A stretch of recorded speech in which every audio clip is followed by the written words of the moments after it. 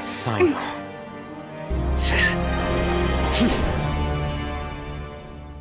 Unless my memory fails me, we have barely spoken 2 words to each other before now at the Academia. Would you care to enlighten me as to when and how I invited the General Mahamatra's wrath? Alhaitham, do not think you can escape my judgment just because you managed to escape my attack. Judgment? So that's how you'd characterize your actions here, is it? Or would elimination perhaps be a more accurate description? Had I used my full strength, not even this traveler would have been able to stop me. Though styled like an assassination, I sought only to ensure that my target would be unable to flee or resist. Standard practice for the Matra, as well you know. Seemed to me more like your own personal touch. Who is that, Alhaitham? Did you call him General Mahamatra? Yes. General Mahamatra Cyno, head of all the Matra at the Academia. He's a formidable hunter, and the ultimate nightmare for any who have committed academic crimes.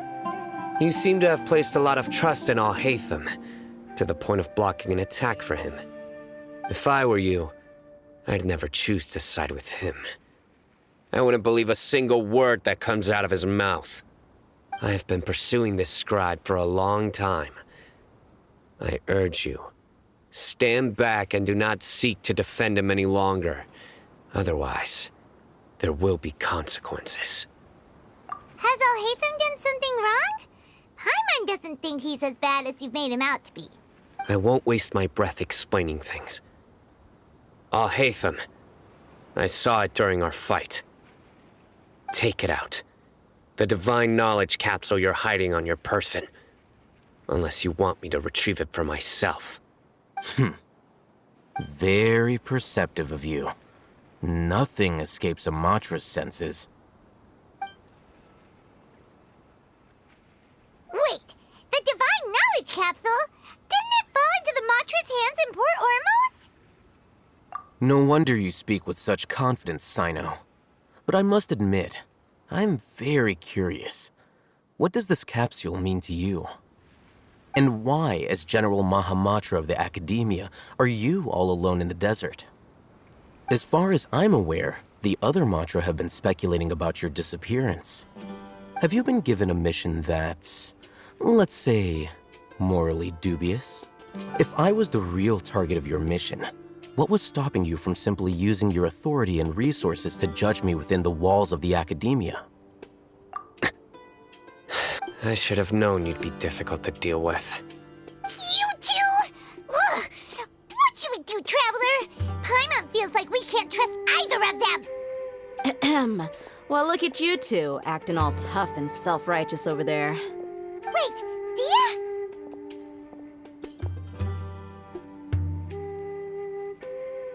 Great! Finally, someone that we can trust! You gotta help us out here, otherwise these two are gonna start fighting again! Yeah, sure looks that way.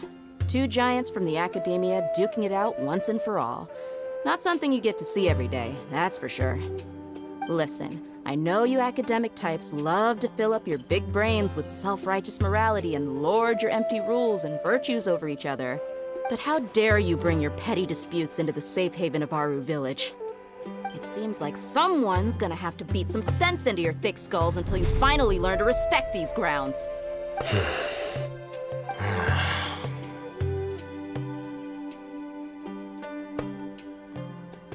Hey, did either of you hear a word I just said? Whoa, what's going on? The wind's so strong! Is this a sandstorm? Paimon's gonna get blown away! Another sandstorm? What's up with these recently? Hey! All of you, over here, quickly! We have to take cover! Someone's calling for us! Oh, this wind is too strong! Let's get over there! That sounded like Candace. Come on, you two. Jeez, are all of you academia folks such hard work? Move it! All right, stop yelling.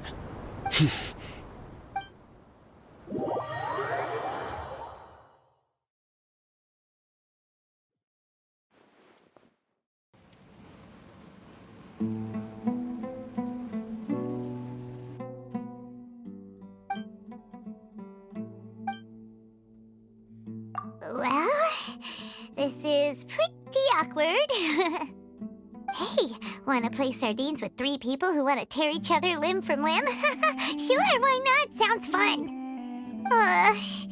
The air is so thick and heavy. Paimon can hardly keep floating anymore. My sincere apologies, everyone. This is the home of our village chief. I will have to ask you to make do with this small room until the sandstorm dies down. Please, let me introduce myself. I am Candace, protector of Aru village. Our savior has come at last! Nice to meet you, Candace. The name's Paimon. Thank you so much for helping us. There's no need to thank me. It's only right to help each other when the weather gets rough. Wow, she's so gentle and caring, like a nice older sister. Unlike those guys over there. All right. Now that we're all better acquainted, we should return to the topic at hand. As a guardian charged with the responsibility to protect my fellow villagers from harm, I was observing your conflict from afar, even before the sandstorm started. And now that you have set foot within our village itself, it is all the more my responsibility to make absolutely sure that you pose no threat whatsoever to us. So please, have an honest and sincere conversation with one another and put your hostile feelings to rest. If anyone dares to start anything again while they are under this roof, I will not hesitate to send them out for some quality time with the creatures of the sandstorm. Oh, on second thought, Paimon may have misjudged Candace's character. And that goes for you too, Miss Dia. Do I make myself clear? All right, we got it, Candace. That's what I like to hear. So, which of you will begin? I was supposed to be a mediator, but I might have gotten a little too involved just now. Anyway, one of those two should probably start talking. Wait, that was you trying to be a mediator? I have nothing to hide, so there's no shame in explaining myself. While Alhaitham wasn't wrong about the other Matra not knowing my whereabouts, it's not because I've been assigned a morally dubious mission. Rather, I've chosen to exile myself. Huh? Exile yourself?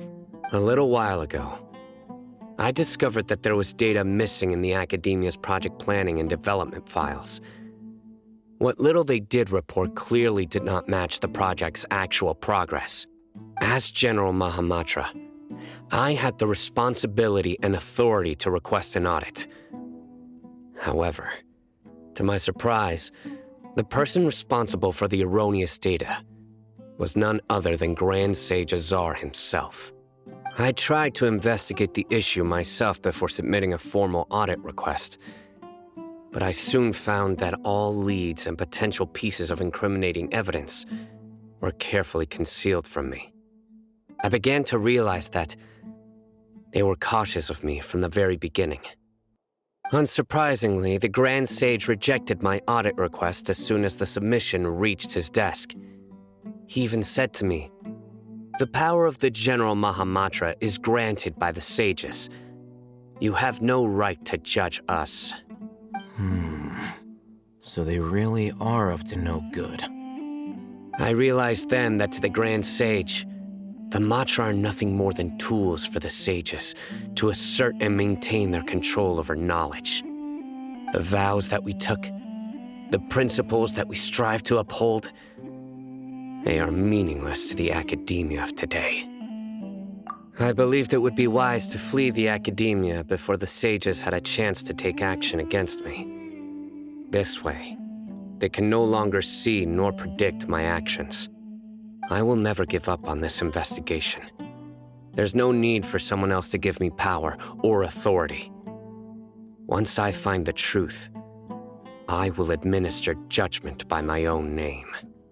Cyno seems to have the same goal as us. We're all investigating the sages.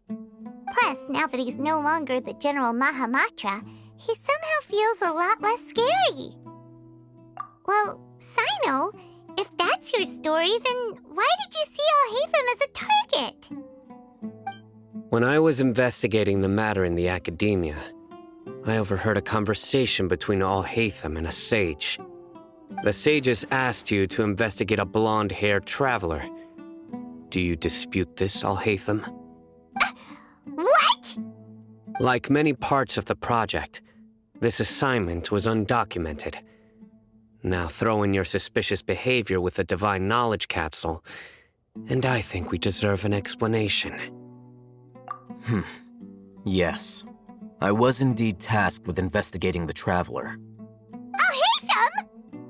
After all, the promised reward was so great that hardly any scholar could have refused.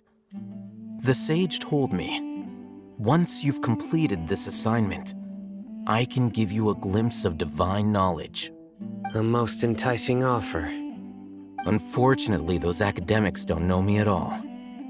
Their words contained one key piece of information, namely that divine knowledge indeed exists. That gave me all I needed to know. From my perspective, the sages are far from trustworthy. Think about it.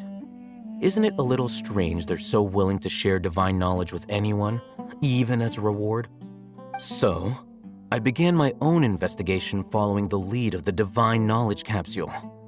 In the end, I realized my wisdom in committing to this rather than collaborating with the sages.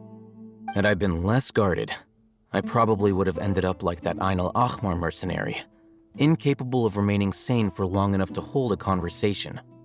You mean that the sages originally planned to dispose of you, using one of those capsules that drive people insane? I'd already given up on the assignment by then. I only told the academia I was waiting in Port Ormos for you to appear so they wouldn't suspect anything. So it came as quite a surprise when I encountered my erstwhile target while investigating the Divine Knowledge Capsule. Criminals do love to talk about coincidences. Even though I ran into the Traveler by chance, I had no intention of providing assistance to the academia. Also, you should remember, you were the ones who decided to follow me and strike up a conversation after I left that tavern. That's true. Alhaitham helped us out at Caravan Rebat as well. Maybe he's telling the truth. I'm willing to apologize if that's worth anything to you. I took the Divine Knowledge Capsule behind your back because I judged its existence to be a significant risk.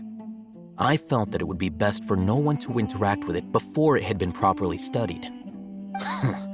After all, curiosity often proves to be the most dangerous thing in this land. You should be well aware, Scribe Alhaitham, that curiosity can also lead you to danger and suspicion. Answer me this. Did the sages share any information about their project with you? Have I not made myself clear? You and I are both distrusted by the academia. Do you really think they would tell me anything? Fine. Although you haven't completely proven your innocence, I won't regard you as an enemy, for now. As you wish. Good. I'm glad to see you two clearing up your misunderstandings. And now you, Dia. I believe it's your turn. Oh, sorry. Whatever the boys were talking about must have been so boring that I spaced out. My situation is pretty straightforward.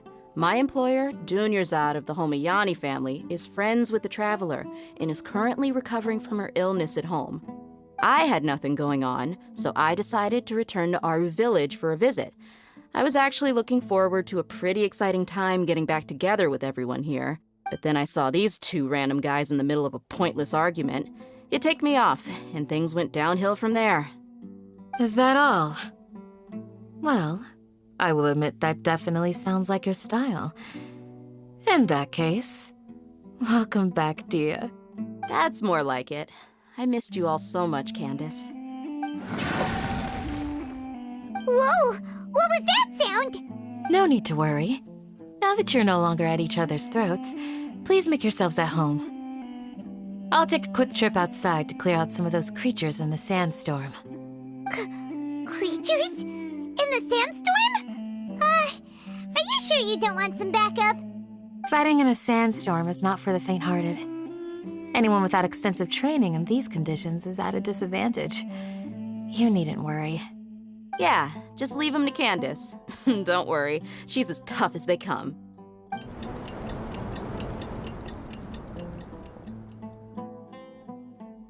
The wind's died down. That means the sandstorm's over, right? Candace still isn't back yet, though. Is she alright? Maybe we should go out and check on her.